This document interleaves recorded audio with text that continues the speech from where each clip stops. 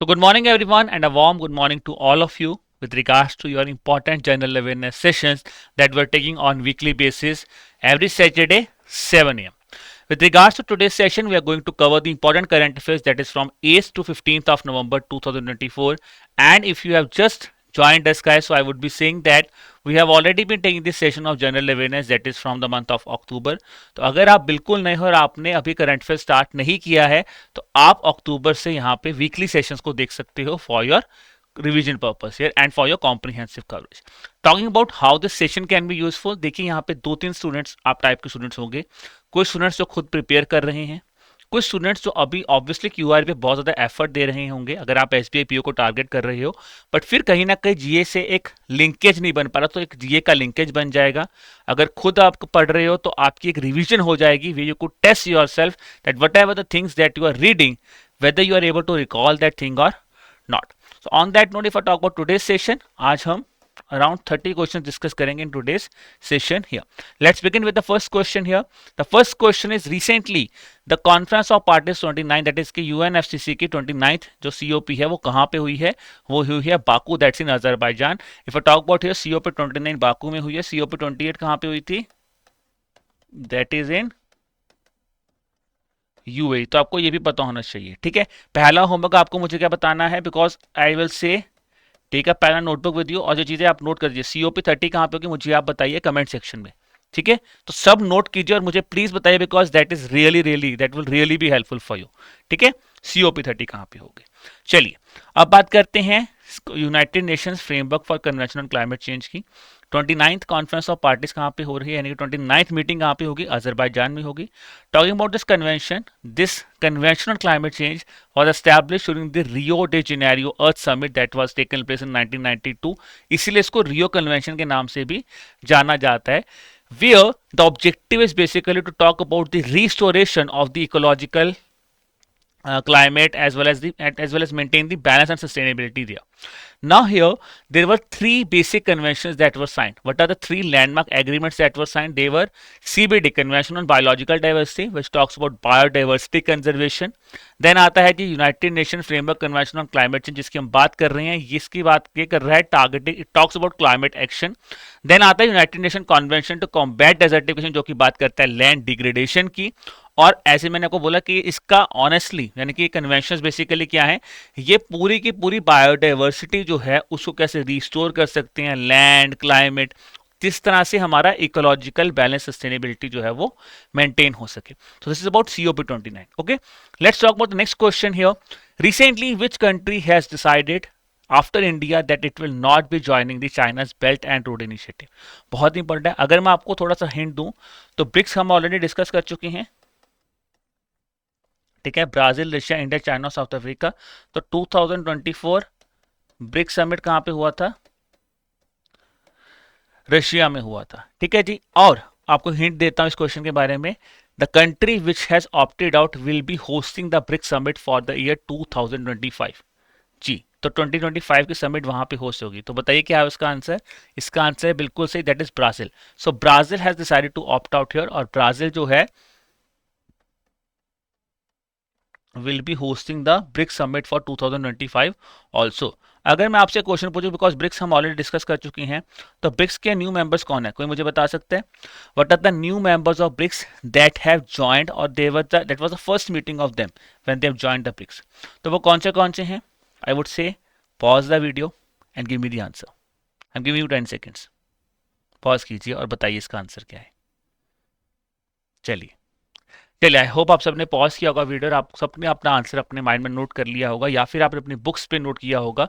तो what is the thing here? These names are Egypt, ठीक है जी, यूएई, ईरान, इथोपिया,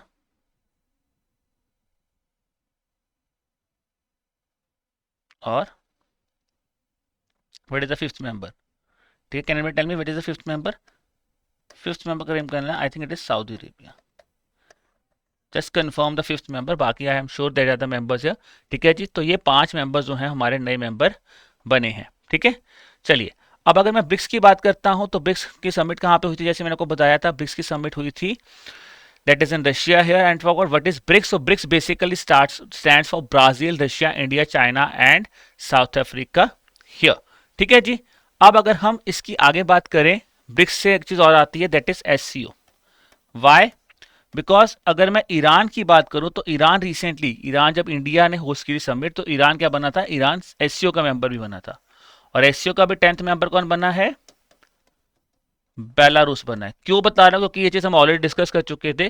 तो ये इंपॉर्टेंट ऑर्गेनाइजेशंस आपको हमेशा याद रखनी चाहिए बिकॉज इस पे एग्जामिनेशन ने क्वेश्चन पूछा हमसे गया है। टॉकिंग अबाउट दिस ऑर्गेनाइजेशन ना, तो ब्राजील ने रिसेंटली बोला है कि वो ज्वाइन नहीं करेंगे belt and Road initiative. Belt and Road initiative basically क्या है, ये चाइना का एक इंफ्रास्ट्रक्चर इनिशिएटिव है जिससे वो क्या करना चाहता है, अपना इंटरनेशनल ट्रेड बढ़ाना चाहता है और वो एक स्टिमुलेशन ग्रोथ वो कहता ये है।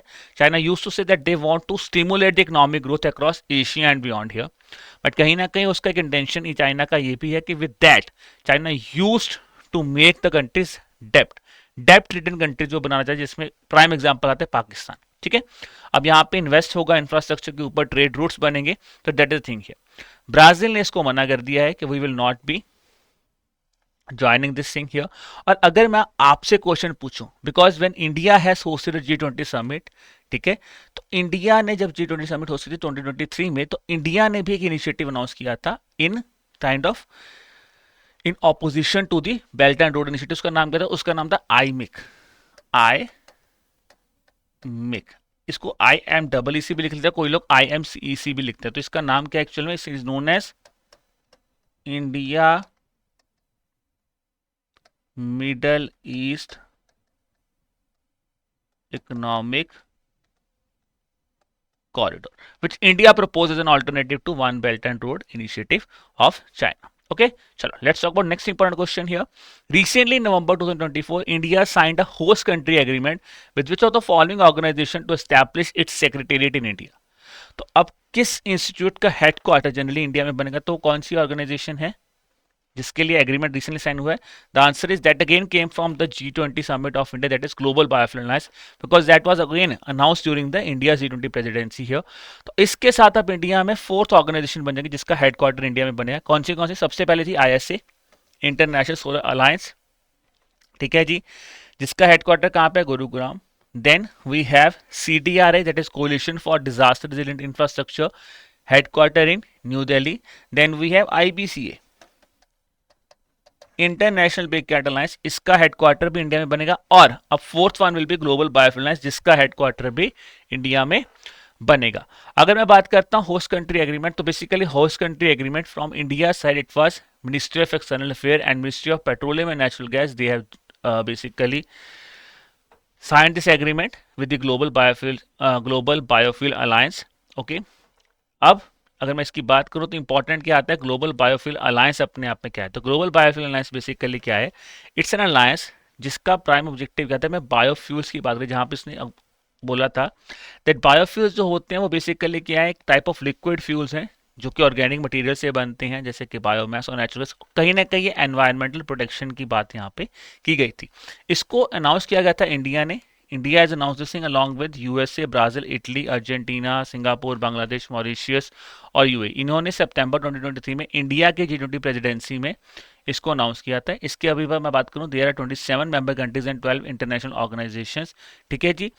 और इंपॉर्टेंट क्या है अबाउट दिस थिंग, ठीक है जी, कि ये एक डिप्लोमेटिक स्टेटस भी देगा, ठीक है। The diplomatic status is also granted to global biofuel alliance which is similar to international organisations like CDRI and ISA, जिसके प्राइम हेडक्वार्टर्स कहाँ पे है? इंडिया में है। Okay, so this is about global biofuel alliance. Please remember this thing that India along with USA and Brazil, these are the prominent biofuel producing countries जिन्होंने मिलके इस initiative को एनहांस किया था और इसको स्टार्ट किया था। चलिए अगला क्वेश्चन आता है। Recently, India has celebrated the National Education Day to honor which of the following prominent figures who served as the country's first education minister. So if I talk about here these are two sort of questions that could be formed. या तो वो आपको static question पूछेंगे कि India के पहले education minister कौन थे, ठीक है, डिराइव करंट से ही होगा, बट वो पूछेंगे डायरेक्ट फर्स्ट एजुकेशन मिनिस्टर कौन थे, या फिर वो आपसे उल्टा पूछेंगे कि भाई किनको ऑनर किया जाता है नेशनल एजुकेशन डे के, किस प्रोमिनेंट फिगर को ऑनर किया जाता है। I what have done is I have basically मैंने दोनों ही क्वेश्चन को मर्ज करके आपसे क्वेश्चन पूछा है। तो डॉक्टर सर्वपल्ली राधाकृष्णन के साथ बहुत बच्चे कंफ्यूज होते हैं, बट याद रखना वो पहले एजुकेशन मिनिस्टर नहीं थे। He was the first vice president of India and to commemorate him national teachers day celebrated. ठीक है, नेशनल टीचर्स डे सेलिब्रेट किया जाता है। जवाहरलाल नेहरू जी के लिए कौन सा डे किया जाता है, चिल्ड्रंस डे सेलिब्रेट किया जाता है to mark his birth anniversary. But national education day किया जाता है to honour the first education minister that is Maulana Abul Kalam Azad, जिनके लिए अगर आपने देखा होगा, अगर आपने यूनिवर्सिटीज में सुना होगा, so there is a trophy named on him, that is Maulana Abul Kalam Azad Trophy, that is Maka Trophy, being given to the colleges who performed best in terms of sports here. If I talk about him, so Mr. Abul Kalam Azad, he was the first education minister of India. Talking about this National Education Day, so this day was first celebrated in the year 2008 to acknowledge his contribution. Now if I talk about his contribution, तो ये बहुत ही prominent figure थे, because he has established many prestigious institutions in India. Among them is UGC, University Grant Commission, and then we have AICT, that is All India Council for Technical Education also.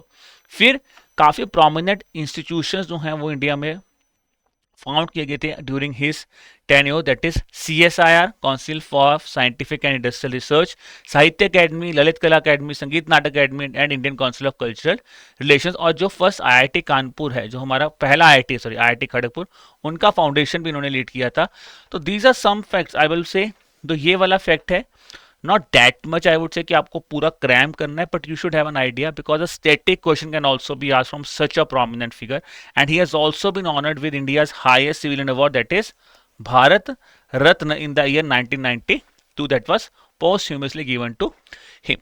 ठीक है जी, so that was about National Education Day. Remember this thing, do not get confused it with the National Teachers Day, वो दोनों different है। ठीक है, चलो जी अगला question आता है। Recently The Union Minister of Power has launched the EV as a service program, ठीक है, electronic vehicle as a service program, through which of the following entities so that it could promote E mobility in governance offices. तो क्या है इसका answer? BEE, IREDA है, Power Grid Corporation of India है, CESL है, या फिर NTPC है। Again pause here, give your answer and then move forward. देखिए बहुत इंपॉर्टेंट चीज है, डू नॉट जस्ट से कि मैंने आपको आंसर करवा दिया और आपको याद हो जाएगा, नहीं, ऐसा नहीं करना। आप अपने पास एक नोटबुक रखा कीजिए, पहले खुद आंसर दो, फिर देखो, स्टॉप करो वीडियो, खुद आंसर दो और फिर देखो कि क्या मुझे आता था, नहीं आ रहा तो मेरी गलती क्या थी। तो that is the thing you need to remember, और ये लर्निंग बहुत इंपॉर्टेंट है, तभी आप एग्जाम में अच्छा परफॉर्म कर पाओगे।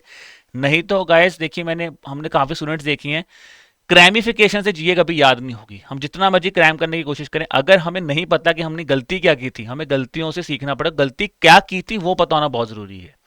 चलिए जी, तो इसका आंसर क्या? इसका answer option number D, CESL, convergence energy services limited, जो कि किसका इनिशिएटिव है? CESL है।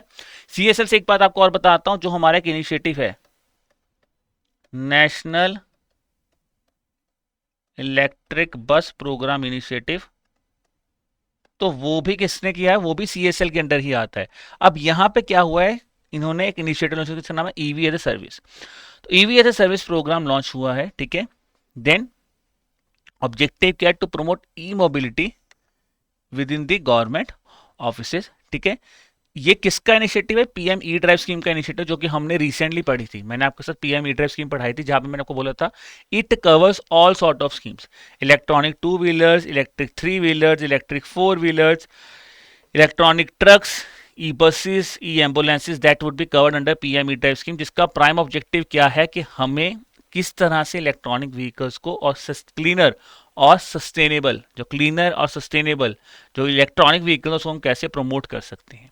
CESL जो है बेसिकली क्या है, इसका ऑब्जेक्टिव है under this initiative to deploy 5000 electronic cars in various government departments over the next year, जिसमें आप क्या करना चाहते हो कि जो गवर्नमेंट व्हीकल्स हैं, जो गवर्नमेंट कार्स मिलती है ना, तो उनको आप इनडायरेक्टली इसके थ्रू जो है उनको इलेक्ट्रॉनिक व्हीकल्स में कन्वर्ट करना चाहते हो। That is EV as a service program. Okay, चलो नेक्स्ट क्वेश्चन आता है। Recently in November 2024 the ministry of skill development and entrepreneurship has reconstituted the central apprenticeship council with the primary objective of, देखिए सबसे important यहाँ पे क्या है कि सेंट्रल अप्रेंटिसशिप काउंसिल कोई एक काउंसिल है उसको रिकॉन्स्टिट्यूट किया गया, एक न्यूज़ है।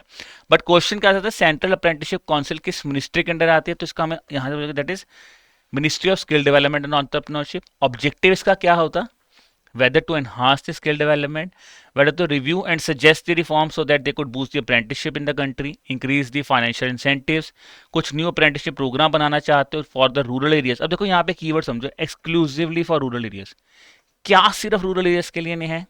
तो जनरली इस तरह के ऑप्शंस में आंसर नो देगा, बिकॉज अगर unless and until it is exclusively, नहीं तो एक्सक्लूसिव वाला ऑप्शन यहाँ पे नहीं होता है। फिर आता है it focusing on digital literacy initiatives in education institutions. तो इसका ऑब्जेक्टिव बेसिकली क्या है, इसका ऑब्जेक्टिव है अप्रेंटिसशिप, सेंट्रल अप्रेंटिसशिप काउंसिल की बात कर रहा है, तो obviously it will boost the apprenticeship reforms in the country, reviewing and suggesting the reforms to boost apprenticeship in the country here। ठीक है, अगर मैं बात करूं सेंट्रल अप्रेंटिसशिप काउंसिल, तो रिकॉन्स्टिट्यूट, जो ये रिकॉन्स्टिट्यूट सेंट्रल अप्रेंटिसशिप काउंसिल है, ये बेसिकली सीएसी क्या है, it is a statutory body. Statutory body का मतलब क्या होता है, ये एक एक्ट के अंडर बनी है। It is a statutory body established under the apprenticeship act of 1961। Then the tenure of this council is 3 years। ठीक है जी, and it consist of 54 members. So members is something different, I would say members पे question है, but ये दो चीजें बहुत important है, कौन से एक्ट के अंदर बनी है और कितने साल के लिए बनी है। अगला क्वेश्चन क्या आता है कि इनको चेयर कौन करेगा, तो जो सेंट्रल अप्रेंटिसशिप काउंसिल है, who will be the heading here, head कौन होंगे, ministry of skill development and entrepreneurship, जिनका नाम क्या है, जयंत चौधरी। ठीक है जी, उसके बाद 6 पब्लिक सेक्टर अंडरटेकिंग, 6 PSUs इसके अंदर, इस काउंसिल्स के अंदर होंगी। उनका नाम क्या है, that is Bharat Heavy Electricals Limited, Indian Oil Corporation Limited, South Eastern Coalfields Limited, then we have Neyveli Lignite Corporation Limited, Bharat Electronics Limited and Hindustan Aeronautics Limited. HEL के बारे में आपको क्या फैक्ट याद रखना, अभी हमने पढ़ा था क्या, हिंदुस्तान एरोनॉटिक्स लिमिटेड को अभी क्या मिला है, महारत्न स्टेटस मिला है, and that we have covered in the current affairs classes. तो ऐसे ही आपको चीजें रिलेट करनी आनी चाहिए स्टूडेंट्स। इट्स नॉट कि आप देखिए, अगर आप कुछ भी पढ़ रहे हो, ऑब्वियसली कुछ ना कुछ चीज ऐसी होगी जो आपको लगता है मैंने पढ़ी हुई है, stop there, related with the current affairs जो आपने ऑलरेडी पढ़ा हुआ है। ठीक है, इससे पहले जो काउंसिल बनी थी वो 2019 में बनी थी और उसके 46 मेंबर्स थे। तो remember the previous council was made in day 2019, and next जो बनी है वो किसके अंदर बनी है, that is for 3 years under the Apprenticeship Act of 1961। चलिए, so let's move towards the next question। Recently SEBI has introduced some new regulations which allows the domestic asset managers to invest in overseas mutual funds। Now the question is, what is the maximum exposure to Indian equities which are permitted for these overseas funds? तो maximum कितना exposure है for these overseas funds, तो answer is 25%। तो अब हुआ क्या है, सेबी ने नवंबर 2024 में एक रेगुलेशन अनाउंस की, जिसका ऑब्जेक्टिव क्या है, जो डोमेस्टिक म्यूचुअल फंड्स हैं, ठीक है, they could invested overseas mutual funds. अब आप समझना, हम लोग सब म्यूचुअल फंड में पैसा लगाते हैं और म्यूचुअल फंड्स भी आगे कहीं ना कहीं पैसा लगाते हैं, सो that they could get a bigger return here.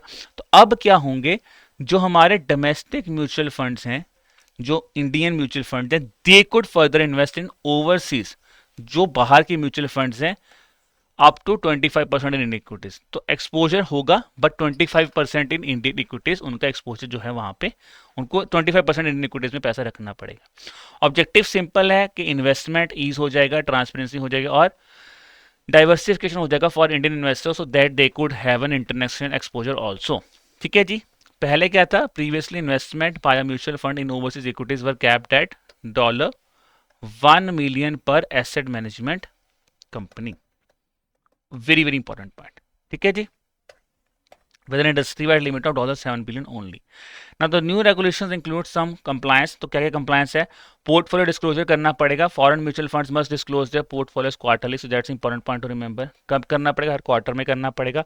pooling requirement करनी पड़ेगी, fund houses को require है कि that they could pool all the investor contributions into a single investment vehicle, जहाँ पे structures like segregated sub funds, ऐसा कुछ नहीं आपको करना है, आपको एक सिंपल सिंगल इन्वेस्टमेंट व्हीकल बनाना पड़ेगा। ओनरशिप स्ट्रक्चर क्या है, investors will have the pari passu rights, meaning returns are proportionate to the investment, जितना आपकी इन्वेस्टमेंट जी जाएगी उतना ही प्रोपोर्शनेट आपको रिटर्न मिलना जाएगा। देन इज मैनेजमेंट रिक्वायरमेंट्स, तो overseas mutual funds must be managed by an independent investment here. ठीक है जी, without advisory agreements with the Indian mutual funds. तो ऑब्जेक्टिव मतलब क्या है, कोई कॉन्फ्लिक्ट ऑफ इंटरेस्ट ना है, कि कोई एक इंडिपेंडेंट इन्वेस्टमेंट मैनेजर होगा जो कि उसको मैनेज करेगा. That is the point you need to remember here.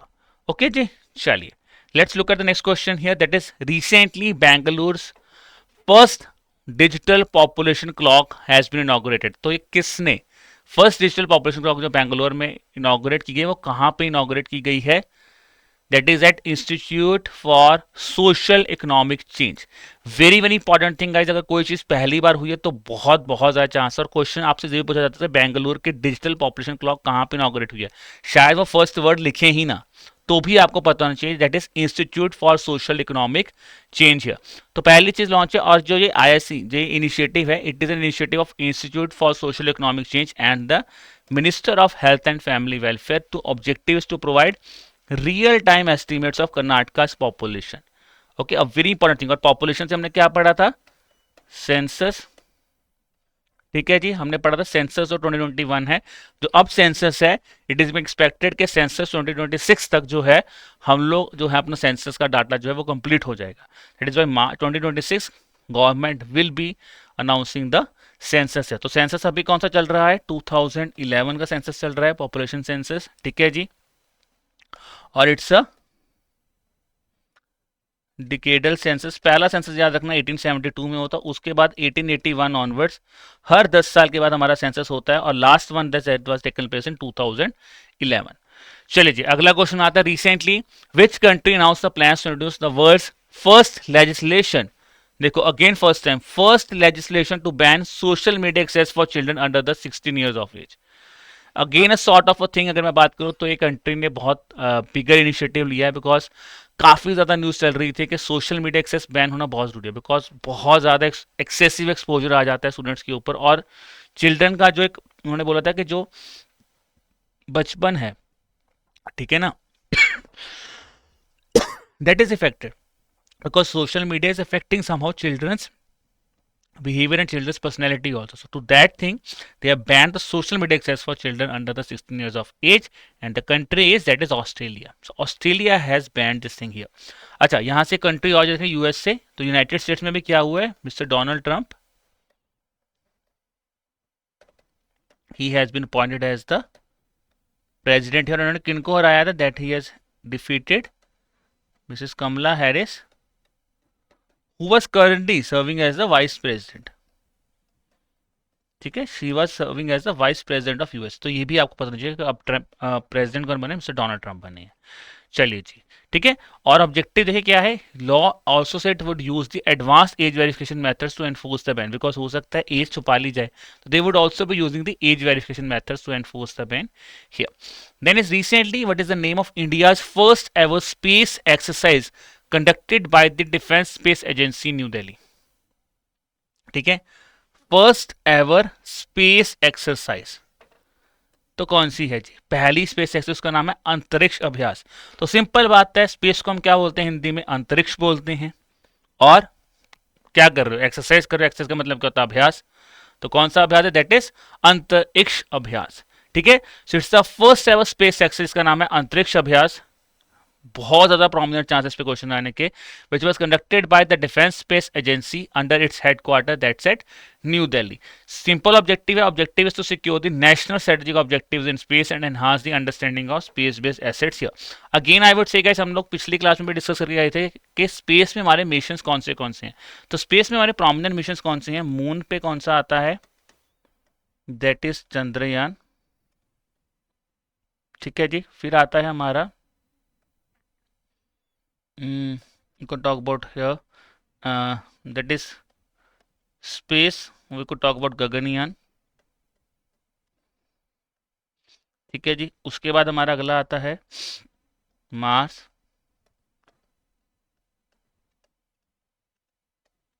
Mangalyaan. तो these are the prominent missions. और सन पे कौन सा है? उसका नाम है Aditya. Sun is Aditya here, and this is again a question I want to ask you guys. India has said that they would also be setting up its own space station. तो by which year India is expecting to set up its space station? तो आपको मुझे बताना है India अपना space station कब तक बनाएगा और इसका नाम क्या है? स्पेस स्टेशन ऑफ इंडिया जो इंडिया प्रपोज कर रहा है बनाना चाहते हैं, उसका नाम क्या है? ये भी आपको मुझे बताना है. ठीक है, चलिए, and I would be looking at the comment section also guys, I would be seeing कौन कौन इसका आंसर दे रहा है, बिकॉज देखिए यही इंपॉर्टेंट चीज़ है, आप ज़्यादा से ज़्यादा पार्टिसिपेट कीजिए ताकि आपको भी पता चले, ठीक है, to get into the vibe of the examination. Next question है, India has launched a major AI initiative in collaboration with Meta and AICT, that is All India Council on Technical Education. Aim here is at advancing open source AI innovations and skill development. तो question है कि where has the Center of Generative AI Srijan been established to spearhead the initiative? तो कहाँ पे introduce किया गया, कहाँ पे ये spearhead किया जाएगा? That is by IIT Jodhpur. So the thing is that Center for Generative AI, that is Srijan, it has been established at IIT Jodhpur. और ये क्या है? ये बेसिकली एक हमारा जनरेटिव एआई है जिसका ऑब्जेक्टिव है कि एक ओपन सोर्स एआई इनोवेशन और स्किल डेवलपमेंट इनिशिएटिव है, ठीक है, जो कि मेटा, मेथी और एआईसीटी ने मिलकर लॉन्च किया है. तो एआईसीटी के बारे में हमने आज ही पढ़ा था कि एआईसीटी को फाउंडिंग मेंबर, यानी कि एआईसीटी किसके अंडर स्टैब्लिश हुआ था? That is under the first education minister मौलाना अबुल कलाम आजाद है. ओके, चलिए, let's look at the next question here. So SBI news, very very important. So SBI has launched the SBI Innovation Hub in partnership with Apex during this Singapore FinTech Festival. What is the primary objective of this hub? So the primary objective is basically that is to accelerate the financial innovation and digital transformation here. Okay, so that is the news here कि हमें financially कैसे innovations लेके आने और digital transformations कैसे लोगे while promoting the financial inclusion here.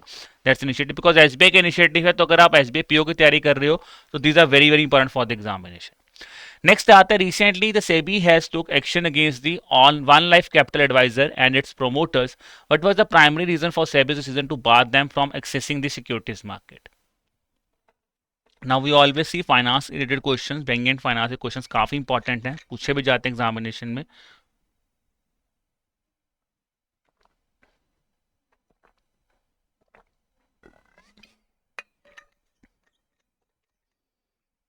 तो what is the answer here? Answer है जी option number B, that is diversion of funds. Diversion of fund and misrepresentation of financial statement was the reason, क्योंकि सेबी ने कहना था कि जो one life Capital Advisors हैं उन्होंने अपने फंड्स को डाइवर्सिफाई किया है और उन्होंने अपने फाइनेंशियल स्टेटमेंट्स जो है वो गलत प्रेजेंट किए हैं, and that is the why SEBI has decided that they would be taking action against the One life capital adviser and they are barring them from accessing the securities market here. ठीक है जी, चलिए next question आता है, recently India has achieved the score of defence exports of 21,083 crore rupees in financially 24. Now I would say you do not have to remember the exact figure but have an approximation idea कि अप्रोक्सीमेशनली India का defence export कितना है, 21,000 करोड़ के आसपास है. Important क्या था कि इसमें यह भी बताया गया था कि इंडिया की टॉप 3 एक्सपोर्ट डेस्टिनेशंस कौन सी हैं. ठीक है, एक्सपोर्ट डेस्टिनेशंस कौन सी और उसमें से भी सबसे बड़ा क्लाइंट इंडिया कौन सा. I want all of you to answer because ये बहुत ही इंटरेस्टिंग क्वेश्चन होने वाला है. ठीक है, I want all of you to answer.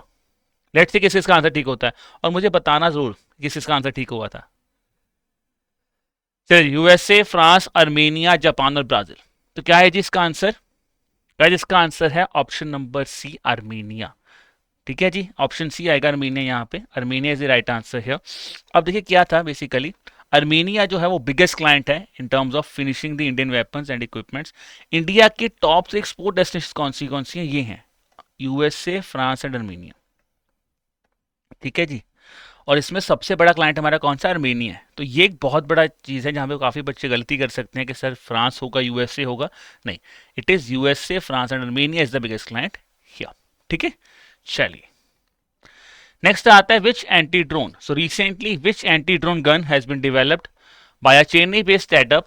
ठीक है जी, which showcase the Indian navy's naval innovation and indigenisation organisation. ठीक है, known for its 4 kilometre range, तो इसकी रेंज 4 किलोमीटर है and superior performance against the similar international systems. तो क्या है जिसका आंसर? ड्रोन डिफेंडर है, स्टाइफेंड ब्लेडर है, RX-1 है, वज्र शॉट है या फिर आयरन डोम है. तो what is the answer here? Answer is guys that's option number D, वज्र शॉट. तो बेसिकली क्या है, वज्र शॉट एक एंटी ड्रोन गन है. तो remember what is Vajra shot? Vajra shot is an anti drone gun. The next question can be asked, किसने develop किया? It is developed by Big Bang Boom Solutions. Bing Bang Boom Solutions has developed this thing, ठीक है जी। And important क्या है, इसकी range कितनी, इसकी रेंज है 4 किलोमीटर, ठीक है। एंड कैन वर्क और can outperform other system like US drone defender. तो remember they can also ask drone defender किसका ड्रोन, किस कंट्री का इनिशिएटिव है, एंटी ड्रोन गन है, वो है यूएसए की। Skyfend which is China's agency, and then we have Rex, Rex is Russia's, okay, Rex is Russia's agency, Russia's anti drone gun.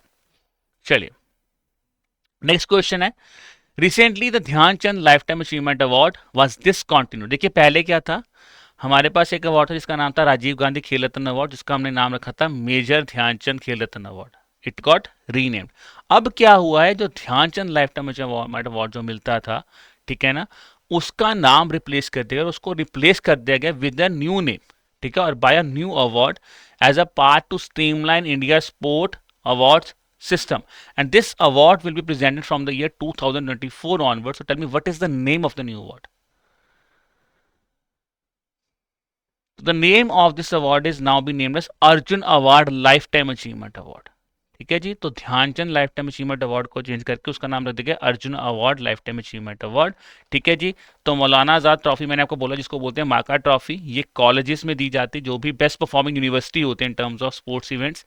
Then the highest sport award of India is Rajiv Gandhi Khel Ratna award, ठीक है। The awards presented to the coaches are given as Dronacharya award, and generally उसके बाद आता है आपका Arjun award. But अब Arjun award में एक न्यू कैटेगरी बनाई गई, इसका बोला जाता है Dhyan Chand life time achievement award को नेम रिप्लेस करके it is named as Arjun award life time here, ठीक है। So the Dhyan Chand life achievement award was discontinued and now it is being replaced by Arjun award life time, that would be starting from the year 2024 onwards. चलिए next is, recently who was named Asia's International Player of the Year for the 4th time at the AFC Awards, ठीक है जी। AFC awards में कौन है जिनको के recently Asia international player of the player award मिला है? That answer is Son Heung Min. So Son Heung Min was named the Asia international player of the year for the 4th time, ठीक है। Important point to remember is for the 4th time at the AFC Awards, and important is he was the first Asian player to win the Premier League Golden Boot Award in the year 2021-22 season. That is something very very important because अब क्या हो रहा है examination में, direct question पूछने की जगह वो आपसे इनडायरेक्ट क्वेश्चन पूछते हैं। वो सिंपल पूछेंगे कि सॉन ह्यूंग मिन को रिसेंटली एशिया का international player of the year award मिला है for the 4th time during the AFC Awards 2023. He was the first Asian player to win which premium or to bring golden boot in which premium organisation, जहाँ पे वो पूछता है premium league golden boot उनको award कौन से season में मिला था, 21-22। So that is something you need to remember here, ठीक है जी। चलिए let's talk about next important question here, who was awarded the Rohini Nayyar outstanding prize. तो अभी हम कौन सा पढ़ के आए हैं, Asia's international player for the regards to AFC। Now is Rohini Nayyar prize for outstanding contribution to rural development for his works in hands on STEMs. STEMs का मतलब क्या होता है, science and technology, education and mathematics, ठीक है जी। Sorry, science technology engineering and mathematics, education engineering and mathematics होता है, STEM education in the underserved rural areas. तो कौन है जी, the answer is mister Anil Pradhan. So mister Anil Pradhan is the answer here, ठीक है जी। अनिल प्रधान जो कि को फाउंडर हैं यंग टिंकर एजुकेशन फाउंडेशन के and a social worker from Orissa, ठीक है, उड़ीसा से हैं। received the Rohini Nayyar Prize for his contribution to hands-on STEM education and innovation in underserved rural areas. Talking about the prominent personalities, Mr. Ratan Tata. So Mr. Ratan Tata, who was the chairperson of Tata Group, has recently passed away. ठीक है जी। So Mr. Ratan Tata, ठीक है। अब इनकी जगह Tata trust के head कौन बने हैं, that is his brother Noel Tata, ठीक है। Noel Tata, his brother, has now been assumed as the chairperson for the Tata Trust here, ठीक है। Then we have the important personalities, ठीक है। अनिल प्रधान जी को अवार्ड मिला है, Mukesh Ambani, one of the richest personalities of India. तो फॉर्ब्स में जब फॉर्ब्स की फैमिली लिस्ट आई थी रिसेंटली, तो वहां पे अंबानी फैमिली को बोला गया था it is one of the richest family in India, okay. चलिए नेक्स्ट क्वेश्चन आता है, recently who was awarded the educational leader of the year. तो देखो प्रोमिनेंट अवार्ड डिस्कस किए हमने, AFC एशियन अवार्ड से डिस्कस किया था, फिर हमने डिस्कस किया Rohini Nayyar prize, then we are discussing about the education leader for the year award that has been represented in terms of education world Indian school ranking awards 24-25 here. तो उनका नाम क्या, उनका नाम है जी, that is option number B, Kunal Dalal. ठीक है, सो मिस्टर कुणाल दलाल जो कि मैनेजिंग है जेबीसीएन एजुकेशन के, was recognised for his visionary leadership and commitment to fostering a network of international schools here. Then is the next question here, who was re-elected as the president of the International Hockey Federation during the 59th Statutory Congress Summit here. Okay, so president of International Hockey Federation कौन बने हैं, that is his name is Mr. Tayyab Ikram. ठीक है, so Mr. Tayyab Ikram is the answer here, option number C. Tayyab Ikram जो कि री-इलेक्ट हुए हैं for the full 4-year term, ठीक है जी, in terms of and will be now presiding the international hockey federation. और यहाँ पे एक नाम याद रखना, Harmanpreet Singh. Harmanpreet Singh has also been awarded recently by the federation of international hockey because he is the FIH man player of the year. ठीक है, FIH man hockey player of the year का अवार्ड किसको मिला है, that is being given to mister Harmanpreet Singh here. ठीक है जी, चलिए नेक्स्ट आता है, recently who has authored the book title the mountain mammals of the world. So mountain mammals of the world किसने लिखी है, mountain mammals of the world लिखी है मिस्टर MK रंजीत सिंह ने। Okay, so MK Ranjit Singh has written a book that is by the name of mountain mammals of the world. ठीक है जी, and if I talk about him, he is a renowned wild life conservationist. ठीक है, renowned wild life conservationist हैं और ये royal family of Wankaner के member हैं, is a member of royal family of Wankaner. So that can also be asked किस royal family के member हैं, रॉयल फैमिली ऑफ वानकनेर के ये मेंबर हैं। ठीक है जी, चलिए next is which festival was declared as the official state festival of Telangana highlighting a grand procession of decorated buffaloes. तो आपको मुझे बताना है ये कौन सा फेस्टिवल है, पोंगल, सदर सम्मेलन, कुंभ मेला, दुर्गा पूजा और दिवाली।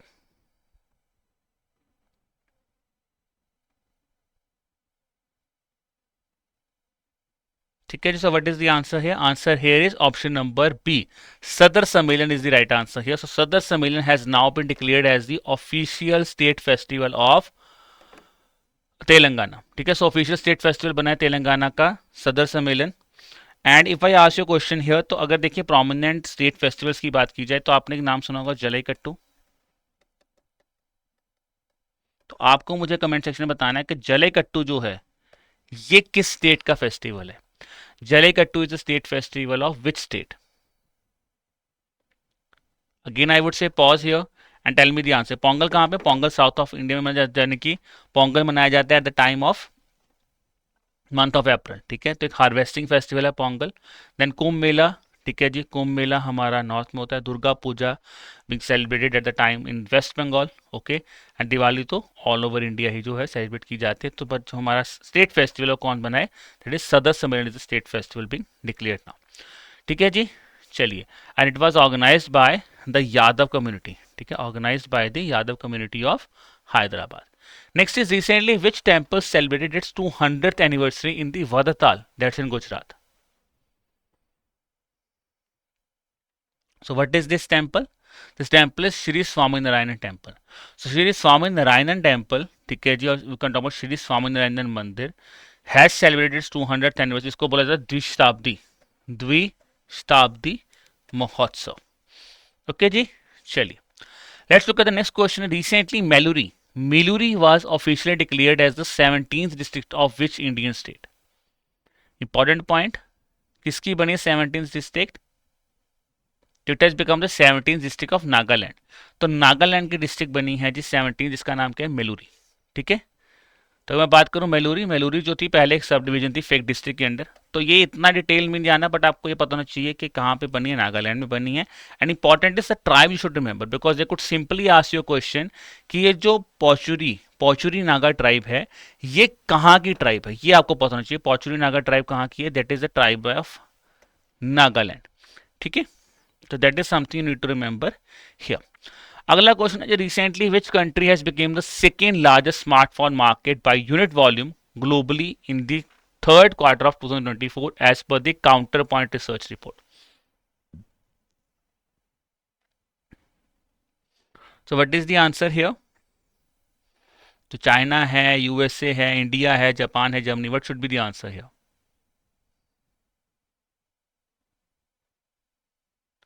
सो it is basically the right answer is India है. ठीक है जी. तो इंडिया जो है वो सेकेंड लार्जेस्ट स्मार्टफोन मार्केट बना है आफ्टर चाइना. अगर मैं टॉप 3 की बात करूं तो टॉप 3 में कौन कौन आते हैं? China, India and USA. ठीक है. So China has a global share of around 22%. India का शेयर अराउंड 15.5%. यूएस का शेयर है 12%. But in terms of market share, ठीक है, अगर मैं मार्केट शेयर की बात करूं तो वहां पे इंडिया थर्ड नंबर पर है. देखो दोनों चीज समझना. अगर क्वेश्चन आता है become the second largest smartphone market, अगर मैं मार्केट वॉल्यूम की बात करूं, वॉल्यूम की बात करूं तो वॉल्यूम में इंडिया सेकंड नंबर है. ठीक है. That is in terms of volume कि कितने नंबर ऑफ स्मार्टफोन है वो है. अगर मैं मार्केट शेयर की बात करूं तो कितना मार्केट शेयर है, वहां पे इंडिया पे थर्ड नंबर पे आता है. ओवरऑल मार्केट शेयर कितना है स्मार्टफोन्स का, वहां पे इंडिया थर्ड नंबर पे आता है. तो वहां पे कौन है? टॉप में चाइना है, अगेन यूएस है. तो remember this thing, that's a very important thing. Volume, remember volume में कौन है? वॉल्यूम कहाँ कहाँ पे आता है? वॉल्यूम सबसे पहले चाइना में है, फिर इंडिया में, फिर यूएसए में. अगर मैं शेयर की बात करता हूं तो शेयर कहाँ पे आते हैं? चाइना में, यूएसए में और फिर इंडिया में. So remember this thing. Okay. चलिए, let's look at the next question here. Recently who has been honoured as the recipient of the Satyajit Ray life time achievement award at the 55th international film festival of India in 2024. तो international film festival of India पहली बात तो हुआ कहाँ पे? International film festival of India कहाँ पे होता है? गोवा में होता है. ठीक है जी. अब आता है हु हैज बीन अनाउंस. तो Satyajit Ray life time achievement award किनको मिला है आपको मुझे बताना है. Quickly tell me in the chat section.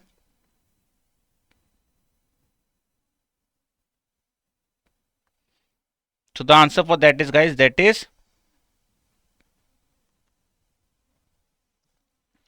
the answer for that is option number T, Robbie Williams. ठीक है जी. आई थिंक अगेन यहाँ पे option number D, Robbie Williams will be the answer है. ठीक है. So 55th international film festival of Satyajit Ray, sorry it's not option number B, sorry for the inconvenience cause, it is Phillip Noyce. Sorry guys, sorry for the inconvenience cause. So it is mister Phillip Noyce. तो जो mister Phillip noise है उनको Satyajit Ray life time achievement award मिला है. ठीक है जी. और अगर मैं बात करूं international film festival of India कहाँ पे हुआ है? ये हुआ है गोवा में. ठीक है. And important point, if I talk about who is organizing this film festival, that is organized by Ministry of Information and Broadcasting Industry in collaboration with the Entertainment Society of Goa or the government of Goa here. Theme of the festival is Young Filmmakers.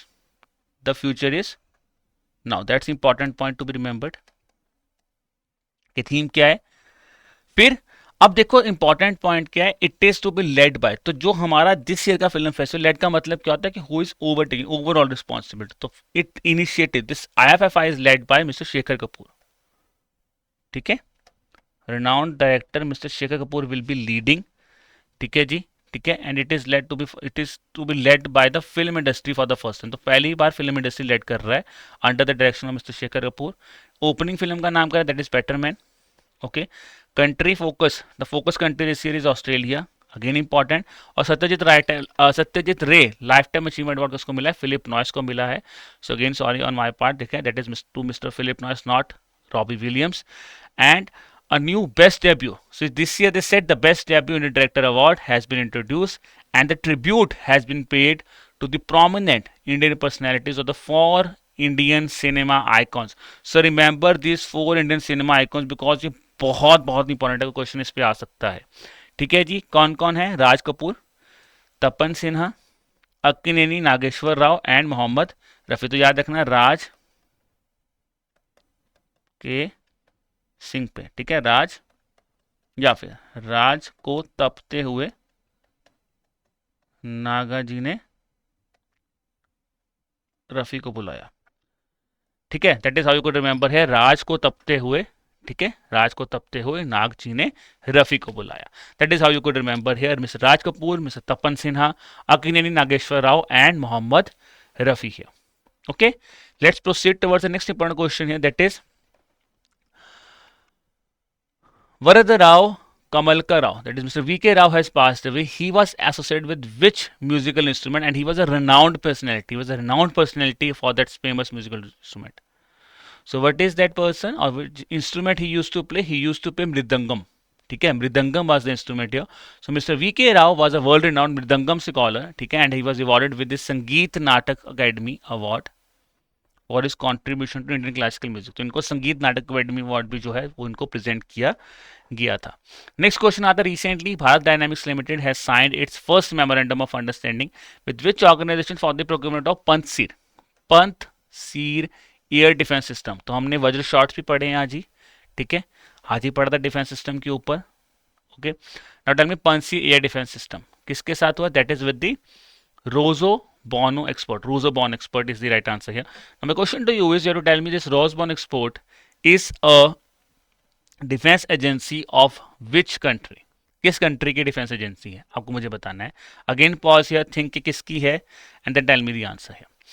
Answer क्या है जी? That is Bharat dynamics limited. So Bharat dynamics limited has entered into its first agreement with the Rosborn export, ठीक है, which is a Russian defense exporter, where they would be acquiring the Pantsir air defense system. तो Pantsir क्या है? एक air defence missile gun system है, ठीक है, it's an air defence missile gun system which is a combination of both missile and gun system. तो ये combination है मिसाइल और गन सिस्टम्स का, ठीक है, very very important. Now let's talk about the next important question. Recently, the Ministry of Home Affairs has approved the formation of first all-women battalion of which Indian security forces. तो किसकी पहली all-women battalion बनी है? The answer for that is option number C. Central Industrial Security Force. तो CISF जो है उनकी first time all-women battalion बनी है, ठीक है. An important point. First all-women battalion. Approval किसने दिया? Approval is given by Ministry of Home Affairs. And if I talk about CISF, so CISF was established in the year 1969. और initiative कब propose किया गया था? ड्यूरिंग दी, ये propose किया गया था जबकि 53rd CISF डे मनाया गया. CISF डे मनाया गया था. आपको मुझे क्वेश्चन बताना है, when was the CISF day was celebrated? So tell me quickly in the chat section as well as in the comment section कि CISF डे जो है वो किस दिन मनाया जाता है. ओके जी, चलिए, तो आपको मैंने कुछ होमवर्क क्वेश्चन दिए, आपको मुझे बताने हैं कि कब ये चीज हुई थी. Let's now talk about the second part of the session, जहां पे मैंने आपको डिस्कस किया था, हम लोग प्रीवियस क्लासेस में डिस्कस कर रहे हैं. First we take those news which are relevant with regards to general awareness part, and at the end we talk about some important reports or schemes which are being there in that specific week here. Let's talk about the first report here. The first report is the World Intellectual Property Indicator. WIPO report आई है, ठीक है, very very important report, ठीक है. Question जो आपसे पूछे जा रहे हैं वही है कि टॉप में कौन है, इंडिया का रैंक क्या आता है. So what is the rank of India in the global patent filing as per the top offices in 2023 as per the WIPO report or World Intellectual Property Report of the year 2024? The answer is guys 6th. अगर मैं वाइपो की बात करूं तो world intellectual property जो report है वो कौन रिलीज कर रहा है? It is being release by वाइपो, that is world intellectual property organisation. India का रैंक 6th है in patent filing at the top 10 patent offices in 2023. Now if I talk about India's perspective here, so India has seen a remarkable growth here. So India has recorded a remarkable growth where a rate of 15.7% has been seen, and it is the 5th consecutive year where the double digit growth of India was here. So important point that could also be asked, कितने साल से India double digit growth कर रहा है? 5 consecutive year से. और top 3 countries कौन सी? India तो 6 नंबर पे है, बट टॉप 3 कंट्रीज कौन सी हैं? चाइना, यूएसए एंड जापान, ठीक है. सो चाइना ने क्या है, चाइना यूनाइट करके क्या कर रहा है? जब कर रहा है. China United and Japan is the answer here. CUJ. Next question again on the important report, that is which Indian company was ranked as the world's most sustainable aluminium company for the 5th consecutive year. देखो अभी मैं पीछे बढ़ गया हूं कि 5th consecutive year से हम डबल डिजिट ग्रोथ कर रहे हैं in terms of World Intellectual Property Organization, and this is again talking about 5th consecutive year this country or this organization has topped in terms of the world's most sustainable aluminium company. ठीक है जी, according to the which is being released by Standard & Poor's. तो S&P Global Corporate Sustainability Assessment जो है वो इस report को release करता है. तो इसका आंसर है Hindalco, option number D. Hindalco industries limited is the right answer है. And if I talk about Hindalco के बारे में हमने क्या पढ़ा था in the month of October कि Hindalco recently became the member of which organisation? किसका बना था? एनीवन? ठीक है जी, इन्होंने रिसेंटली ज्वाइन किया था इंटरनेशनल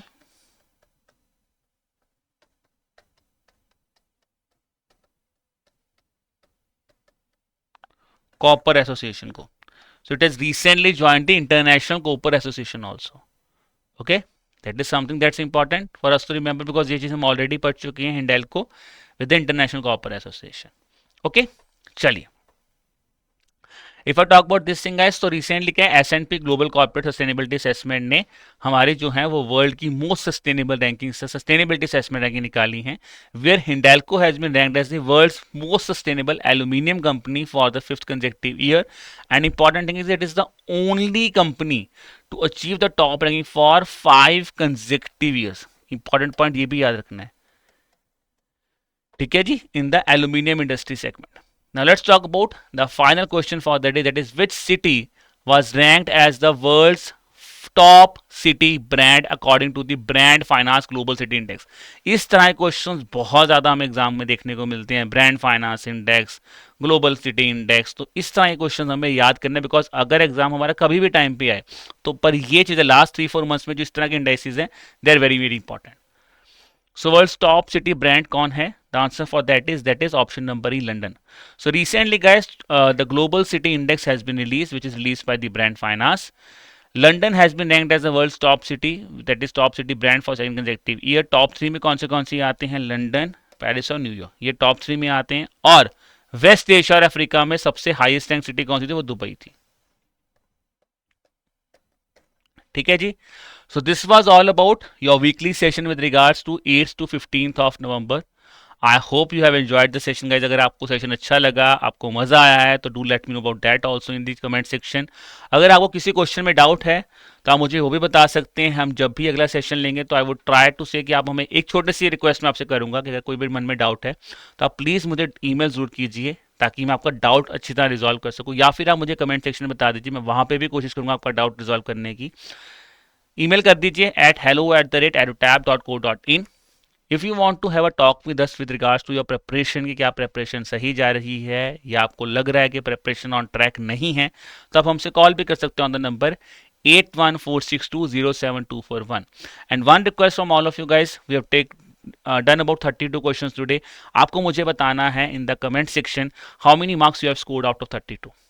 तो अगर आपका स्कोर 15 to 20 की रेंज में है या 15 से कम है तो भाई मैं आपको ऑनेस्टली बोलूंगा आपको बहुत मेहनत करने की जरूरत है. Let's be frank here, because I am not here to give you false hopes. अगर 15 से कम मार्क्स आ रहे हैं तो आपको बहुत ज़्यादा मेहनत करनी पड़ेगी.